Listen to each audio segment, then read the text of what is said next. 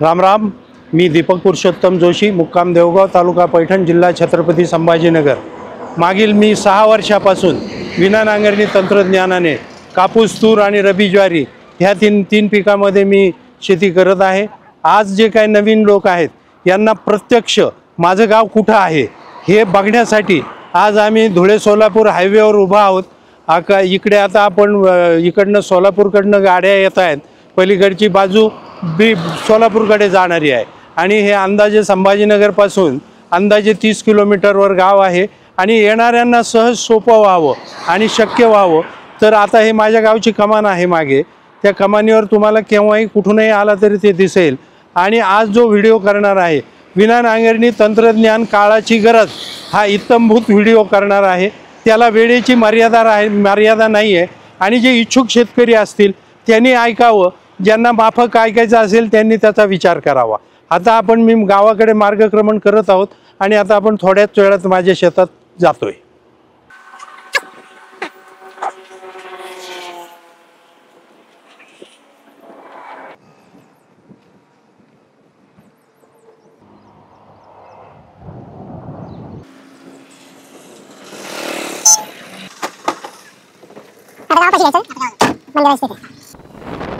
आता आपण आमच्या मुक्काम देवगावमध्ये आलेलो आहोत आणि ही आता आमची वस्ती सुरू झालेली आहे।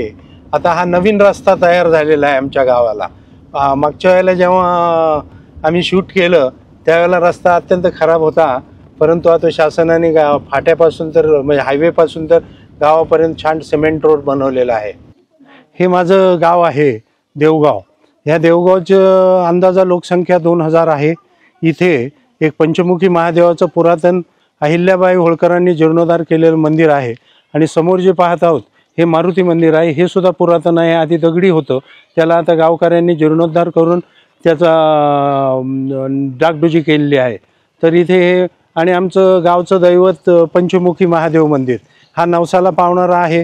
अनेक लोकांना त्याचे अनुभव आलेले आहेत आणि बाकी गाव आमचं प्रयोगशील आहे, वेगवेगळ्या क्षेत्रात काम करते। सध्या आमच्याकडे रेशीममध्ये फार मोठं काम चालू आहे। जवळपास 100 युवक रेशीम शेतीत काम करतायत। हे सगळे गटाच्या माध्यमातून करतात आणि रोज त्यांची रोजच्या शेतीतल्या उलाढालीवर चर्चा असते। हे एक वैशिष्ट्य आहे आमच्या गटाचं की शेतीतले काम झाल्यानंतर संध्याकाळी हायवेवर जाऊन आपापल्या पैशांनी चहा पिणे आणि एकमेकांशी संवाद करणे। सरळ आता आपण जिथं विना नांगरणीचं 6 वर्षापासून तंत्रज्ञान वापरले त्या शेताकडे आपण आता जाणार आहोत।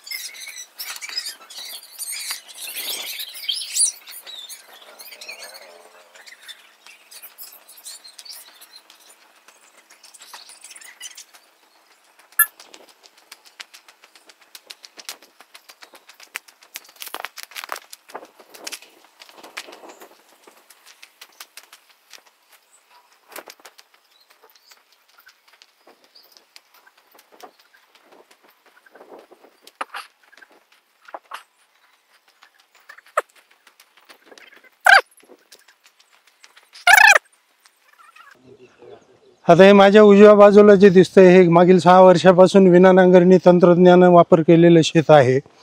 यावर्षी मी आता यात तुरी पेरलेल्या आहेत। आता आपण त्यावर सविस्तर परत शेतात गेल्यानंतर चर्चा करणारच आहोत। एक मुद्दे आपण आज विना नांगरणीचे काळाची गरज काय, शेतीला विना नांगरणीच का करायची, ह्या सगळ्या मुद्द्यावर आपण सविस्तर चर्चा करूया।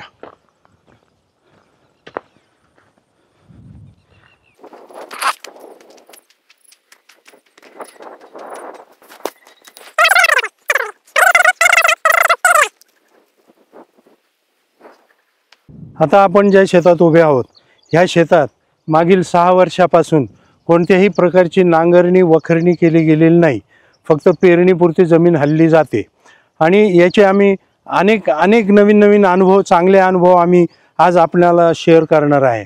आता हे जे क्षेत्र आहे हे याला आधी पहिले 3 वर्ष आम्ही कापसाचं पीक घेतलं होतं, मध्ये एकदा सोयाबीनचं पीक घेतलं आणि आता सलग 3 वर्षापासून कापसाचं परत तुरीचं पीक घेतोय। तुरीचं पीक घेण्याचं कारण असं की मजुराची समस्या आहे, माझ्या घरचं कोणी काम करणारं नाही आणि मजूर मिळत नसल्यामुळे आम्ही तूर हे पीक निवडलेलं आहे। आज आपण विना नांगरणी का करायची याच्यावर आपण संवाद साधणार आहोत। आता तुम्हाला विना नांगरणी का करायची पहिला मुद्दा, आज जमिनीची जर धूप थांबवली गेली नाही तर आपल्याला एक 15 ते 20 वर्षात आपल्याला आपली जमीन बंजर झालेली दिसणार आहे। याचा अनुभव मला दरवर्षी वेगवेगळा येत आहे। मागच्या वर्षी आम्ही 400 ते 450 मिलीमीटर पावसाच्या प्रदेशातले लोक आहोत। माझ्या गावात त्या मागच्या वर्षी 1200 मिलीमीटर पाऊस झाला, पण ह्यात विना नांगरणी शून्य मशागत असल्यामुळे माझ्या शेतातला एकही कण मातीचा बाहेर वाहून गेला नाही। लोकांच्या शेतातले मातीचे ढेरच्या ढेर वाहून नदीत ओढ्यात जाऊन पडलेत आणि ते बंधाऱ्यात जात आहेत, धरणात जात आहेत।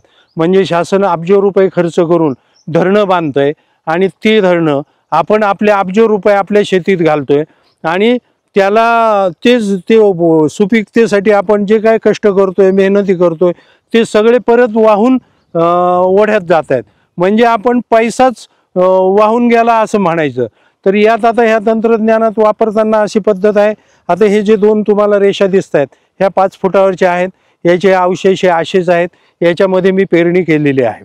हे अवशेष असे ठेवायचे, जागेवर जिरू द्यायचे, जागेवर काही दिवसात ते कुसतात आणि ह्या वर्षीचं तास इथं असं मध्ये येईल, याच्या सेंटरला तास येतं। तर आज जर ही माती वाहणं थांबली नाही तर ही जागतिक समस्या आहे। फक्त ग्लोबल वॉर्मिंग बोंबलून चालणार नाही, आता प्रत्यक्ष कृती करणं गरजेचं आहे। कारण काय झालंय, नुसत्या गप्पा मारल्या जातात, मोठाले सेमिनार होतात, तज्ज्ञ मार्गदर्शन करतात, पण कृतीत येत नाही। आता याचा परिणाम असा आहे की माझ्याकडे ह्या वर्षी मागच्या आठवड्यात सलग 3 दिवस, एक दिवस 30 मिलीमीटर, एक दिवस 40 मिलीमीटर, एक दिवस 45 मिलीमीटर, म्हणजे जवळपास 120 मिलीमीटर 3 दिवसात पाऊस झाला। बाकी सगळ्या क्षेत्रातून पाणी साचलेलं होतं, आमच्या क्षेत्रात पाण्याचा एकही थेंब साचला नाही। आता हा पहिला दृश्य परिणाम म्हणजे एक टप्प्याटप्प्याने आपण याच्यावर चर्चा करत जाऊ। पहिला टप्पा, माती वाहून जाणे थांबतं। आता हे जे पीक आहे याच्यामध्ये जेव्हा तण होईल त्या तणाचं आम्ही व्यवस्थापन करतो। म्हणजे कितीही पाऊस पडला, मागच्या वर्षी आमच्याकडे 4 वेळेला अतिवृष्टी झाली, पण शेतातून एकही मातीचा कण नदीत गेलेला नाही।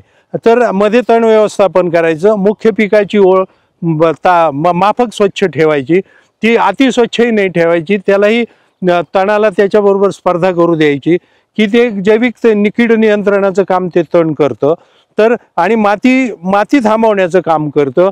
आणि ह्या पर्यावरणीय बदलामुळे सूर्याची किरणं हे प्रखर होत चालले आहेत दिवसेंदिवस, आणि हे जर असे प्रखर सूर्यकिरणं जमिनीवर जर पडले तर ते आतले जे जीवाणू आहेत यांना ते घातक आहेत।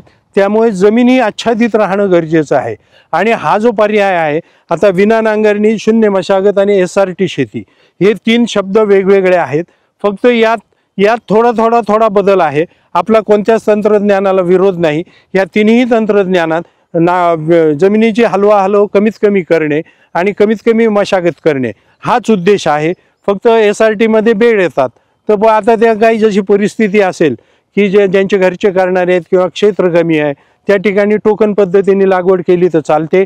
परंतु काही गोष्टीला अपवाद आहेत, त्याचाच परिणाम मी यंदा भोगलेला आहे। मी यंदा तुरीचे टोकन करण्याचा प्रयत्न केला, तुरी टोकन करण्याचा प्रयत्न केला, पण तो माझा सपशेल अपयशी ठरला। माझ्या पूर्ण तुरी कबुतरांनी उचलून नेल्या। आज लागवड केलेल्या तुरी पूर्णच्या पूर्ण कबुतरांनी नेल्या आणि माझं हे 3 एकर क्षेत्र आहे। माझं इथं मजुरावर 3,500 रुपये खर्च झालाय। आता 3,500 रुपये खर्च झालाय आणि तुरीचं बी वेगळं, तर म्हणजे असं जवळपास 4,000 रुपयाच्या आसपास खर्च माझा पाण्यात गेलाय। मग शेवटी नाईलाजाने मी, कारण काय होतंय, तुरीसारखं पीक जर टोकन केलं तर त्याच्यावर सलग नंतर पाऊस पडला पाहिजे, पण आमच्याकडे आधी पाऊस पडला आणि टोकन केल्यावर अजिबात एक थेंबही पाऊस पडला नाही। शेवटी नाईलाजाने परत 3,500 टाकून मग पेरणी करून घ्यायची वेळ आली आहे। ह्या गोष्टी थोड्याशा काही बदल करणं गरजेचं आहे आणि त्याच्या इच्छेनुसार आम्ही कोणाला ज्याला टोकन करायची करा बाबा, ज्यांना शक्य असेल त्यांनी करा, पण माझा हा वैयक्तिक अनुभव आहे की, आणि मी अनुभवाशिवाय बोलत नाही। आणि दुसरा विषय असा आहे की यावर्षी जेव्हा तो सलग पाऊस पडला त्यावेळेला आमच्या बाजूच्या सगळ्या परिसरातील शेतात की सगळ्यांच्या शेतात पाणी साचलेलं होतं, माझ्या शेतात एक थेंबभरही पाणी साचलं नव्हतं. आता तुम्हाला मागे माझं गाव दिसत असेल, मंदिरं दिसत आहेत, माझ्या गावाची मंदिरं दिसत आहेत, डोंगर दिसतोय. तर ही पूर्व बाजू आहे. मी पाऊस पडल्यानंतर 3 दिवस सलग पाऊस पडल्यानंतर चौथ्या दिवशी इकडनं पूर्वेकडनं बूट घालून पश्चिमेकडे गेलो तर माझ्या बुटाला कुठेही माती लागली नाही. म्हणजे यातून हे सिद्ध होतं की पाण्याचा पूर्णपणे निचरा झालेला आहे. आणि ही जी जमीन आहे ही चिभाड जमीन आहे. ही मी शेती करायला आल्यापासून जवळपास 34-35 वर्ष आमची हे अर्ध क्षेत्र जे आहे, मी उभा आहे इथून नदीपर्यंतचं क्षेत्र, हे कायम पडीत होतं. इथे पाणी साचलेलं असायचं. मी इथे जिप्समचा किंवा कशाचाच याचा वापर केलेला नाही, विष्ठाचा. फक्त मी तण व्यवस्थापन केलंय. आज 6 वर्ष झाले. याच्यातला सगळा बायोमास हा जागेवर जिरलेला आहे. याच्यातली कोणतीच काडी म्हणजे काँग्रेस असो, ते पांढरे आमच्या चुमुक काट्याचं गवत असो, पिकाचे अवशेष असो, हे सगळे जागेवर जिरलेले आहेत. याचा दृश्य परिणाम हा मला दिसत आहे. आणि याच्यावर आता ह्या दृश्य परिणामावर आपल्याला अभ्यास करण्याची वेळ आली आहे. आणि निसर्ग काहीच मागत नाही. निसर्ग फक्त तुम्ही तुमचं घ्या आणि आम्हाला उरलेलं द्या. निसर्गाची अपेक्षा काही फार नाही आहे. परंतु आज जर जमिनीची हलवाहलव केली नाही आणि सगळेच पिकांचे किंवा तणाचे अवशेष जमिनीत जिरवले तर पाण्याची जमिनीची निचरा क्षमता वाढते, जमिनीचा pH नॉर्मल राहतो. तर हे प्रत्यक्ष मी स्वतः अनुभवलेलं आहे. आणि बिन पैसे न खर्च करता हे जर दृश्य परिणाम दिसत असतील तर मला वाटते की अनुकरण करायला हरकत नाही. जेवढं पटतंय तेवढं घ्यायचं, नाही पटलं सोडून द्यायचं. त्यात कोणाला आग्रह नाही. याचं जर निचरा क्षमता वाढली तर ऑटोमॅटिक पीक चांगलं येतं. हा मला म्हणजे आम्ही 400-450 मिलीमीटर मधले भागातले शेतकरी आहोत. मागच्या वर्षी 1200 मिलीमीटर पाऊस होऊन सुद्धा आमच्या जमिनीत कुठंच आमचं पीक बाधित झालं नाही, हा माझा अनुभव आहे. तूर हे फार सेन्सिटिव्ह क्रॉप आहे. तुरीची मी BDN 711 आहे, विद्यापीठाची संशोधित वाण. मी होता येईल तो विद्यापीठाचे संशोधित आणि विद्यापीठाने शिफारस केलेल्याच गोष्टी वापरतो. तणनाशकं सुद्धा वापरताना ज्याला विद्यापीठाची शिफारस आहे त्याच सगळ्या गोष्टी वापरतो. त्यामुळे मी कुठं फसगत होत नाही. परंतु आता सामान्य शेतकऱ्यांनी आता याचा बारकाईने अभ्यास करायला पाहिजे. तूर जर तुम्हाला 1 एकर घ्यायची असेल तर अंदाजा वर्षभराचा जो खर्च आम्ही मागच्या वर्षी काढलाय तो खर्च जातोय 15,000च्या मागे पुढे, थोडासा कमी जास्त. म्हणजे नांगरणी आली, वखरणी आली, आंतरमशागत असली, खुरपण आलं, ह्या सगळ्या गोष्टीचा. तर यातून माझं मागच्या वर्षीचं कॉस्ट ऑफ कल्टिवेशन म्हणजे त्या पिकावरचा 1 एकरचा खर्च फक्त 6,000 रुपये. मला एकरी 7 क्विंटल तूर झाली आणि त्याच्यातून जर 1 क्विंटलचं दाम गेलं तर याच्यापेक्षा अजून कोणता नफा पाहिजे. आणि माझी जमीन श्रीमंत होत चालली. आणि माझी सर्व शेतकरी मित्रांना नम्र विनंती आहे की तुम्ही शेती श्रीमंत करा, तुमची जमीन श्रीमंत करा, तरच तुम्ही श्रीमंत होणार आहेत. आणि तंत्रज्ञान विना नांगरणी असेल, शून्य मशागत असेल, SRT असेल, वादविवाद घालू नका. ज्याला जसं सोयीस्कर वाटेल ते तंत्रज्ञान वापरा. आपला कोणत्याही तंत्रज्ञानाला विरोध नाही, पण जमिनीची हलवाहलव कमीत कमी करा. आज जमिनीची हलवाहलव वाढल्यामुळे अनेक समस्या निर्माण झालेल्या आहेत. आज जमिनीची हलवाहलव झाल्यामुळे जमिनीची कणरचना, जी कणरचना असते म्हणजे स्ट्रक्चर म्हणतात, त्या कणाचं स्ट्रक्चर हे बिघडत चाललेलं आहे. आणि जमिनीची जलधारण क्षमता कमी होत चालली आहे. जमिनीची जलधारण क्षमता कमी झाल्यामुळे कमी पावसात जमिनीतून पाणी व्हायला लागलंय. जमिनीत निचराच होत नाहीये पाणी. आणि सारख्या मशागती चालल्यामुळे जो सेंद्रिय कर्ब आहे, तुम्ही जितक्या वेळेला जमीन ओपन कराल तेवढा तो जमिनीतला सेंद्रिय कर्ब हवेत उडून जातोय आणि आपली जमीन बंजर होत चालली आहे. जमीन ही झाकलेलीच राहिली पाहिजे. गरजेपुरतं तिचं हालचाल होणं गरजेचं आहे. यातून जमिनीतले जे अदृश्य जीवाणू आहेत, आता ही जी जमीन जी दिसतीये आपल्याला, ही काय आपल्याला वरून काय आपल्या नजरेला काही दिसत नाही, परंतु ह्या जमिनीच्या आत काही जीवाणू असे कार्यरत असतात की त्यांचं काम काय असतं, तुम्ही दिलेल्या निविष्ठा पिकापर्यंत पोहोचवणे. आज पिकाला कोण काय पोहोचवतंय, आपण फक्त खतं निविष्ठा टाकतो, पण पिकाला पोहोचवण्याचं जे काम करतं ते जमिनीतली जी जीवसृष्टी आहे ती नजरेला न दिसणारी आहे. आणि ती जी जीवसृष्टी आहे त्यांचं जे खाद्य आहे ते हे पिकाचे अवशेष आहेत. पिकाचे अवशेष असतील किंवा तणाचे अवशेष असतील, हे जर तुम्ही जागेवर तसेच जर ठेवले तर ते हळूहळू कुजत जातात आणि ते पिकाला त्या आतल्या ज्या जमिनीतल्या जीवाणूंना ते खाद्य म्हणून उपयोगाला येतात। आणि आपण जे म्हणतो आमचे जमिनीचा अपटेक वाढलाय व अपटेक वाढला म्हणजे दुसरं तिसरं काहीही नसून तुमच्या जीवाणू सक्रिय झालेले आहेत, कारण तुम्ही जीवाणूंना खाद्य देताय। आणि दुसरं असं आहे की आपण स्वच्छ दात कोरायला काडी नाही, हा आपला जुना डायलॉग आहे। कोणताही पाहुणा आला तर मलाही असंच म्हणतो, भाऊ तुमच्या म्हाताऱ्याच्या काळात लय भारी होतं बाबा, वावरात कुठं दात कोरायला काडी नव्हती, ह्या कडीचं ती कडीला कुठं काडी दिसत नव्हती, काय बाबा तुझ्या वावरात सारं गबाळच आहे।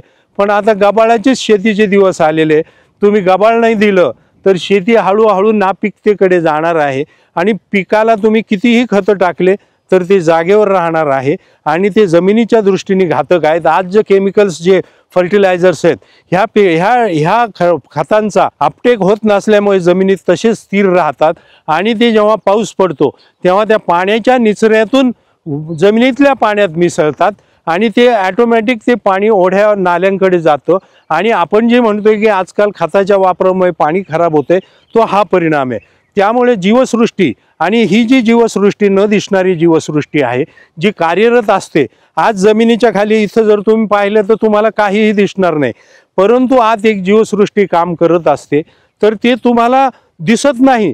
तर ते जेव्हा काम करतात तेव्हा त्यांच्या त्या कृतीतून म्हणजे जे अन्न बनवण्याची कृती असते किंवा ते कुजवण्याची प्रक्रिया असते, ह्या प्रक्रियेमधून एक डिंकासारखा पदार्थ बाहेर पडतो।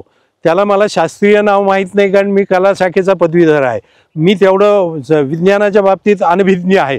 पण जे आमचे गुरुवर्य आहेत, प्रताप काका चिपळूणकर असतील, चंद्रशेखर भडसावळे असतील, यांच्या मार्गदर्शनातून काही गोष्टी शिकत चाललोय। तर ह्या जे जमिनीतले जे अदृश्य जीवाणू आहे जेव्हा कुजवण्याची प्रक्रिया करतात, त्या कुजवण्याच्या प्रक्रियेमध्ये एक डिंकासारखा पदार्थ बाहेर पडतो।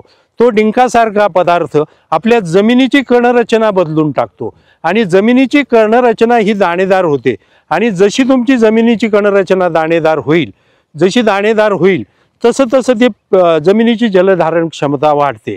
म्हणजे काय झालं, आज आपण हजारो कोटी रुपये करून धरणं बांधतोय, सगळं करतोय, पण जलसंवर्धनाचं काम हे विना नांगरणी शून्य मशागत हेच करते, याच्यातून हे सिद्ध होते। आणि हे दिवसेंदिवस प्रायोगिक तत्वावर अनेक डाळिंब उत्पादक असतील, मोसंबी उत्पादक असतील, द्राक्ष उत्पादक असतील, ह्या तंत्रज्ञानाचा मोठ्या प्रमाणात वापर करतायत। परंतु त्या मानाने अजूनही कोरडवाहूतला जो शेतकरी आहे, कापूस, तूर, सोयाबीन याच्यातला शेतकरी साशंक आहे। परंतु आता याच्यावर आपल्याला अभ्यास करणं गरजेचं आहे आणि कायम याच्यावर अभ्यास होणं गरजेचं आहे। आणि मुख्य म्हणजे विना नांगरणी शून्य मशागत संवर्धित शेती हा विषय नानाजी देशमुख कृषी संजीवनी प्रकल्प टप्पा क्रमांक 2 हा महाराष्ट्र कृषी शासनाच्या कृषी विभागाचा जो नवीन एक प्रकल्प आलाय, हा महाराष्ट्रातील 7000 खेड्यात चाललाय। त्या खेड्यातून ह्या तंत्रज्ञानाचा की विना नांगरणी शून्य मशागत संवर्धित शेती ह्या तंत्रज्ञानाचा पोचवण्याचं काम अशा वेगवेगळ्या वाहिन्या करत आहेत आणि याचे फायदे अनेक आहेत। आता यात दुसरा फायदा सांगतो की जेव्हा आपण तण व्यवस्थापन मध्ये करतो, तण व्यवस्थापन करतो म्हणजे काय, व्यवस्थापन हा थोडासा शास्त्रीय शब्द होतो। आपण करायचं बाबा तण आहे त्याला ग्रास कटरने कापा, ज्याच्यापाशी ग्रास कटर नसेल त्याने विळ्याने कापा, जागेवर टाका, जमिनीला आच्छादन ठेवा, जेवढं जास्तीत जास्त आच्छादन राहील जमिनीला जेवढं आच्छादन राहील तेवढं आच्छादित जमीन चांगली राहते। आणि यातून विविध जसं आता इथे 2 ओळीच्या मध्ये जर तुम्ही तण व्यवस्थापन केलं, कारण नत्र आज नत्राचा विषय फार गांभीर्याने घ्यायची वेळ आली आहे, कारण आपल्याकडे युरिया सर्वात स्वस्त खत आहे। सर्वात स्वस्त खत कोणतं असेल तर युरिया, आणि ते सर्वात स्वस्त खत असल्यामुळे त्याचा वापर भडीमार जोरात चालू आहे आणि त्याचा जमिनीवर परिणाम होत आहे। अतिनत्र झाल्यामुळे पिकाची अवास्तव काही वाढ होते आणि पिकं हे लुसलुशीत होतात आणि तुमची येणारी कीड कोणतीही गोष्ट, जसं आता एखादं फळ घेतलं, आपल्याला मऊ नरम असलं तर खायला आनंद वाटतो किंवा त्रास होत नाही, परंतु तेच जर कडक असलं तर त्रास होतो। तर तसं झालंय की त्या नत्राच्या अवास्तव वापरामुळे आज पिकाची अवास्तव काही वाढ होते आणि ते किडींना बळी पडतात। तर हे जर तुम्ही तण व्यवस्थापन केलं तर हवेतून मिळणारा नत्र, खालून पाण्यातला मिळणारा नत्र, जमिनीतला नत्र याच्यात विभागणी होते। मुख्य पीक आणि तण याची विभागणी झाल्यामुळे पिकाची अवास्तव काही वाढ होत नाही आणि अवास्तव काही वाढ जर झाली नाही तर त्याचं तुमचं उत्पादनात रूपांतर वाढतं. ह्या गांभीर्याने विचार करायचा विषय आहे. नुसती चर्चा करून चालणार नाही, हे कृतीत आणणं गरजेचं आहे. आणि हे फुकट आहे, हे तणाची काही पेरणी करावं लागत नाही, निसर्ग देतोय. आणि निसर्गाने सुद्धा जे तण आपल्याला दिलेत हे काहीतरी उपयोगाचे आहे म्हणून दिलेत. आज आपण काय करतोय, तण कापतोय, बांधावर नेऊन टाकतोय, पावसाळा संपला वाळलं काडी लावून जाळून टाकतोय. हे चुकीचं आहे. आपल्याला तण जागेवरच ठेवणं गरजेचं आहे. आणि असे विविध, आज जर तुम्ही जमिनीचा सेंद्रिय कर्ब जर वाढला, आज जर तुम्ही तो 1 पर्यंत जर नेऊ शकले, तर तुमची उत्पादनावरचा खर्च कमी होऊन उत्पादन वाढेल. हा दृश्य परिणाम आहे. आणि हे करण्यासाठी तुम्हाला काही बाकी अवांतर निविष्ठा बाहेरून आणून टाकायची गरज नाही. पिकाचे मूळ अवशेष जागेवर जिरवा, तणाचे अवशेष जागेवर जिरवा. आणि दुसरा एक परिणाम सांगतो तण व्यवस्थापनाचा, जेव्हा ही जमीन पूर्ण तणाने झाकलेली असते किंवा हे अवशेष असतात, ज्या वेळेला आपण तणनाशक मारून त्यांना पूर्ण मारून टाकतो, त्यावेळेला जिवंत असताना त्याची मुळं जाड असतात. आणि त्याला जर तणनाशकाने मारल्यानंतर त्याची मुळाची साईज बारीक होते. म्हणजे ही जमीन तुमची सच्छिद्र होते, म्हणजे जाळी तयार होते. आणि वरून पडलेला पाण्याचा थेंब हा सहजगत्या जमिनीत जातो आणि तुमच्या जमिनीत निचरा क्षमता वाढते. कारण हे अनुभव घेणं गरजेचं आहे. जर कापसामध्ये सुद्धा मी पहिल्या 3 वर्ष सातत्याने कापूस घेतला, पण कापसात मला गाव आमचं छोटं आहे आणि भूमिहीनांची संख्या कमी आहे, त्यामुळे मजुराची संख्या कमी आहे. कापसामध्ये मी जेव्हा तण व्यवस्थापन केलं, आपल्या ह्याच चॅनलनी माझे त्याचे व्हिडिओ तयार केलेले आहेत, तर मी जेव्हा तण व्यवस्थापन केलं, मध्ये जेव्हा तणाचा पट्टा होता, तर माझ्या कापसावर माव्यासारखी अख्ख्या गावाने माव्याची फवारणी केली. मी माव्यासाठी औषध मारलं नव्हतं. हा माझा स्वतःचा अनुभव आहे. मी काही कोणाला काही औषध विकायसाठी किंवा यूट्यूब चॅनल चालवायसाठी मी बोलत नाही आहे. यूट्यूब चॅनल हे योगेश सारंगधर छत्रपती संभाजीनगर यांचं आहे. एखाद्या वेळेला गैरसमज होतात की जोशी काकांचं चॅनल असेल, त्यामुळे जोशी काका सांगत असतील. तर त्यावेळेला माझ्या शेतात अजिबात माव्याचा कीड आली नाही. झाला माव्याच्या किडीवरचा खर्च वाचला.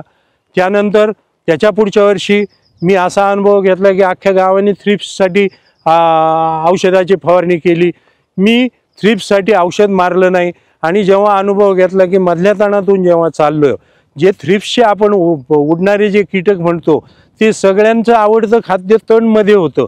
ते त्या तणावर बसलेले होते. मी जेव्हा शेतात फिरलो, ते तणावातून घोळकेचे घोळके बाहेर पडले. घोळकेचे घोळके म्हणजे याचा अर्थ आपण बांधावर सुद्धा गवत ठेवायला तयार नाही. आणि सहजीवन, आता कोणालाही सहजीवनाची गरज आहे. प्रत्येकाला, मनुष्य एकटा फार दिवस जगू शकत नाही, त्यालाही सहजीवनाची गरज आहे. तशा मुख्य पिकालाही बाकी वनस्पतींची सहजीवनाची गरज आहे. आणि प्रत्येकाचं कार्य वेगवेगळं आहे. जुन्या काळी बांधावर वेगवेगळ्या वनस्पती होत्या. आज बांधावर काही झाडं ठेवायला तयार नाही लोक. जसं शेर, आमच्या गावाच्या बाजूने कोणत्या तरी पांदीला शेराची पांदीच असायची. पांदीच्या दोन्ही बाजूला किंवा शेतकरी शेताच्या बाजूला शेर लावायचे. शेर ह्या वनस्पतीचा असा फायदा आहे की जे पावसाळ्यात डोळ्यापुढे येणारे जे चिलट असतं, ते चिलट त्या शेरावर बसतं, शेरावर चिलट बसतं. आणि बाकी मग तो उडणारे कीटकांचा त्रास कमी होतो. आमच्याकडे आमचे वडील आमच्या कामगारांना सांगायचे, असे चिलट यायला लागले, अरे अमुक तमुक नाव घेऊन सांगायचे, ते शहराची एक फांदी आणून वाड्यात बैठकीत लावून दे, की आपण त्याचा दृश्य परिणाम बघायचो. म्हणजे वनस्पतींचे म्हणजे आपण किडींना दोष देतोय आणि आपण किडींना मारण्याचा प्रयत्न करतोय. तर किडींना मारणं म्हणजे स्त्री भ्रूण हत्येसारखं आहे माझं म्हणणं आहे. जो आज आपल्या मानवात जो प्रचलित झालाय, स्त्री मुलगी व्हायच्या आधी तिला मारून टाकणे, तसं करू नका. कीड ही आपल्या फायद्याची आहे, मित्र कीड आहे, शत्रू कीड आहे. आणि बांधावरची जी सजीव सृष्टी आहे ती राहू द्या, अनेक त्यांचे ते खाद्य तेच आहे. आता नाईलाजाने माणूस सुद्धा जर खायला नाही भेटलं तर आपण नरभक्षक होतोच. अनेक उदाहरणं आहेत. माणसाला माणूस मारून खातो, काहीच नाही मिळालं, अशा घडलेल्या घटना आहेत. तर त्यामुळे पर्यावरणपूरक आपल्याला शेती करणं गरजेचं आहे आणि जमिनीची हलवाहलव कमीत कमी करणे गरजेचं आहे. आणि हे करू नका, म्हणजे एकाच प्रकारचं पीक पद्धती घेऊ नका. पिकाबरोबर आता हे माझं कसं झालं, हे मोनोकल्चर होत नाही. मी चिपळूणकर काकांना हा प्रश्न केला की बुवा मी मागच्या वर्षी तुरी घेतल्या, तर यंदा मला परत तुरी घ्यायच्यात. तर मग काका कसं करूया, तर ते म्हणाले तुझं मोनोकल्चर होत नाही, पण म्हणलं आता तुरीवर तुरी आल्या, तू तण व्यवस्थापन केल्यामुळे तणामध्ये सुद्धा 2 प्रकार असतात, द्विदल तण आणि एकदल तण. ह्या दोन्ही प्रकारचे कार्य वेगवेगळे आहेत. त्यामुळे आपलं पीक जरी द्विदल असलं तरी ते एकदल तण आल्यामुळे ते मोनोकल्चर होत नाही. त्यांनी शास्त्रीय मला कारण सांगितलं, कारण मी त्यांना प्रतिप्रश्न केला की मला मजूर मिळत नाही, दुसरं पीक घेणं शक्य नाही.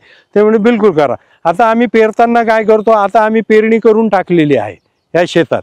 1 महिन्यानंतर तुरीचं पीक 20 ते 30 दिवसाचं झाल्यानंतर त्या पिकावर जे विद्यापीठाने शिफारस केलेलं जे तणनाशक आहे उभ्या पिकावर मारायचं 25 ते 30 दिवसाच्या दरम्यान, त्याची आम्ही फवारणी करतो. आणि मधल्या क्षेत्रात आम्ही तणाचं व्यवस्थापन करतो. म्हणजे आमच्यापाशी पाठीवर किंवा बगलेत अडकवायचे तण हे ग्रास कटर आहेत, त्या ग्रास कटरने आम्ही ते तण जागेवर जिरवतो आणि ते तण तसंच पडू देतो. 2 ते 3 वेळेला आम्ही ग्रास कटिंग करतो.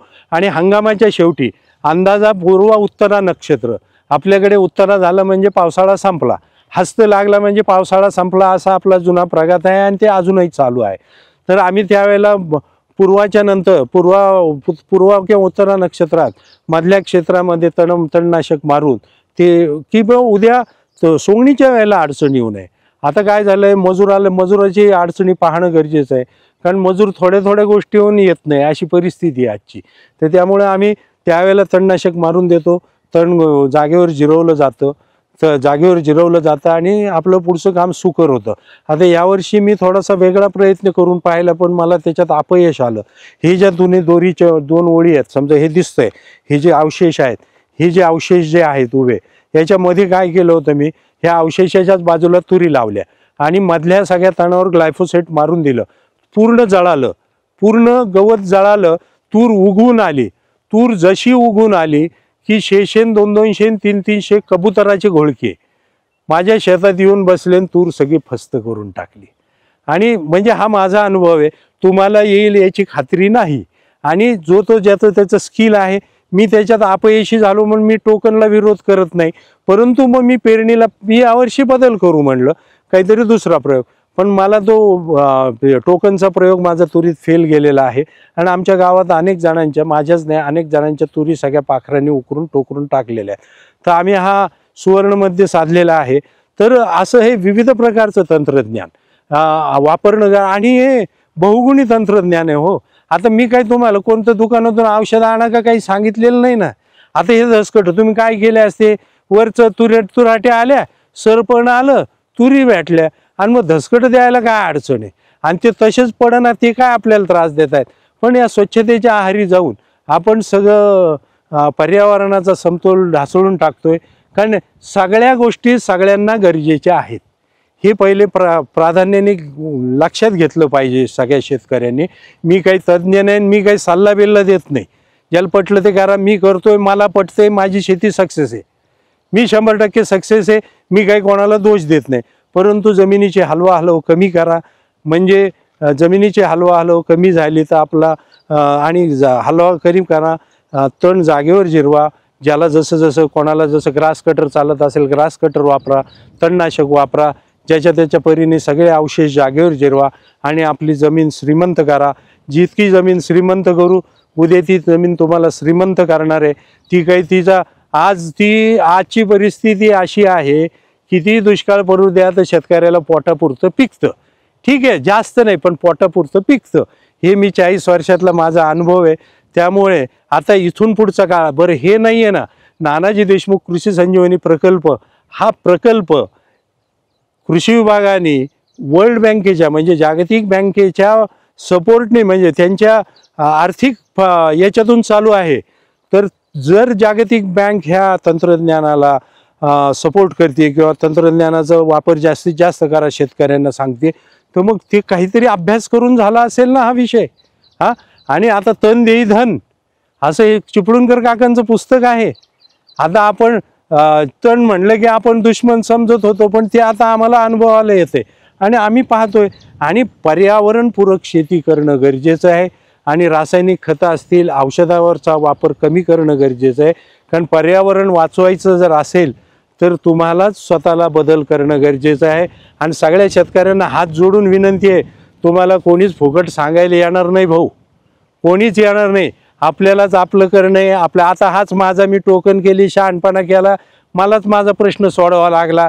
तर आता कोण सरकार म्हणणार आहे का भाऊ तू टोकन केली होती, तुझ्या तुरी बी गेलं, मजूर गेलं, कोणी कोणाचं नाही. आपलंच आपल्याला करणं आहे. आपणच एकमेकाला सहकार्य करणं गरजेचं आहे आणि समृद्ध होणं गरजेचं आहे. त्यामुळे माझी महाराष्ट्रातल्या तमाम शेतकरी मित्रांना विनंती आहे की विना नांगरणी असं बहुगुणी तंत्रज्ञान जास्तीत जास्त लोकांनी वापरा आणि समृद्ध व्हा. आपण आपलं गाव जर समृद्ध झालं तर आपलं गाव समृद्ध होईल. आपण झालो तर तालुका होईल, जिल्हा होईल, राज्य होईल आणि देश होईल. याचा गांभीर्याने विचार करा आणि आकडेवारी खोटी सांगू नका. आजकाल तो एक फॅड झालेला आहे. मीडियावाल्यांचा बांबू समोर आला तो माईक की आकडेवारी आम्ही सांगतो, काहीच्या काही सांगतो. तसंही कृपया करून सांगू नका. वास्तवात जगा, वास्तवात जगणं गरजेचं आहे. नाहीतर आपलं वाचणं अवघड आहे. बागायतवाले तरी थोड्या दिवसांनी जातील, पण कोरडवाहू झाले तर लगेच जाणार आहेत. कारण जमिनीची अवस्था अत्यंत वाईट झालेली आहे. जमीन श्रीमंत करायची असेल तर त्याला हा एकमेव उपाय विना नांगरणी, शून्य मशागत, संवर्धित शेती किंवा SRT तंत्रज्ञान वापरून केलेली शेती. आता ज्याच्या त्याच्या परीने ज्यांनी त्यांनी करा. जर द्राक्षावाले आणि डाळिंबावाले परदेशात त्यांचं उत्पादन पाडून ते पैसे कमवून राहिले ह्या तंत्रज्ञानावर, तर आमच्या भुसकटावाल्यांना काय फरक पडतोय हा माझा प्रतिप्रश्न आहे सगळ्यांना. आणि कोणाला सर शंका असेल तर मी माझा मोबाईल नंबर देतोय, 98 50 50 96 92 हा माझा मोबाईल नंबर आहे. 24 तास चालू असतो. फक्त काही उद्योगात असलो आणि रात्री 7 नंतर कृपया फोन करू नका, कारण दिवसभर अनेक ह्या चॅनलवर गेलं की अनेक फोन येतात. होतं होईल तर दिवसाच फोन करा. जरी मिस कॉल आला तर आम्ही दुसऱ्या दिवशी त्याला उत्तर देतो. धन्यवाद.